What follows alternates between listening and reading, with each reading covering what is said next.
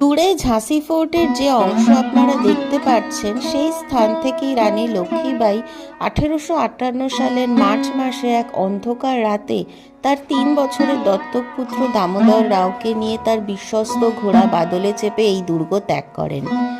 बुंदेले हर बोलो की मुंह हमने सुनी कहानी थी, खूब लड़ी मर्दानी वो तो झांसी वाली रानी थी।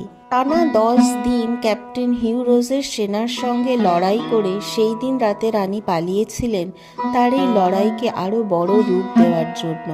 দুর্গ ছেড়ে তিনি প্রথমে কালপি আর তারপরে গোয়ালিয়রে গিয়ে আরও সেনা জোগাড় করে আবারও এই দুর্গ আক্রমণ করেন এবং ব্রিটিশদের থেকে ছিনিয়ে নেন। এই জায়গা থেকে দেখলে বোঝা যায় 20 ফুট উঁচু এই দুর্গের দেওয়াল আর এতটা ঢালানো সেদিন রাতে তার পথে বাধা হতে পারেনি।